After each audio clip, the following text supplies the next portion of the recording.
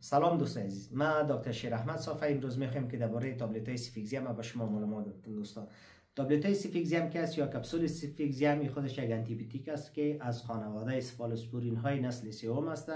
دوستان خود سیفیکزیم کپسول برای گلودردی یعنی عفونت گلو، عفونت گوش، عفونت سینه یا عفونت ادراری اشخاصی که سوزاک می باشه استفاده میشه. دوستان در قسمت گلودردی ما به شما یادآوری میشم دوستان عزیز، کدام اشخاصی که تانسیلیت یا لوزه ها داره هم میتونن که از تابلت های سیفیکزیم استفاده کنه. روز 2 مرتبه یا 1 مرتبه و هدایتی هست که خود دکتر صایبا بازی هدایت میته مطابق لوزه یا کدام مشکلی گلودرد که میباشه به اون میتونن داده. و در قسمت سینه برتان یادآورشم دوستان عزیز، کدام اشخاص که مشکلات برانشیتشان زیاد باشه صبح و شب روزی 2 مرتبه 200 یا 400 میلی گرم استفاده کنه دوستا. و در قسمت گوشدردی کدام اشخاصی که مشکل شدید نباشه یعنی خفیف یا متوسط باشه میتونن که استفاده کنن و به هدایت دکتر صایبا. دوستان عزیز کدام اشخاص که سوزاک می باشه همون میتونن که از تابلت های سیفیکزیم استفاده کنن یا قسمت مثانه کدام مشکل خاص داشته باشه و عفونت باشه به شرطی که عفونت باشه استفاده کرده میتونه.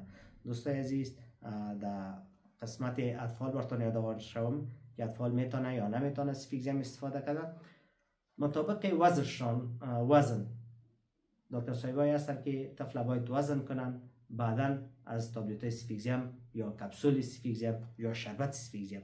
اصلا در اطفال که است شربت استفاده میشه و نه کپسول نه تابلت استفاده میشه. دوستان تابلت بسیار کم میایه و اصلا کپسول و شربت باب میباشه. سیفیکزیم این خودش از خانواده سفالوسپورین است. بازم یادآور میشم کدام اشخاص که امروز سیفیکزیم نتیجه نده باز او زرقی است که به شکل ویال میایه پیشگیری است یعنی صبح شب مطابق مشکلات شخص است که استفاده میشه.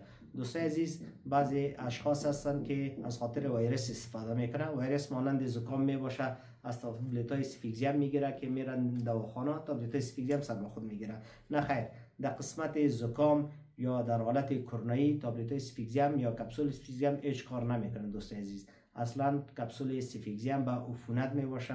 دوستان عزیز سر به خود تابلت های سیفیکزیم استفاده نکنید. بود یک معلومات کوتاه خاص ما به شما معلومات بدم. تشکر.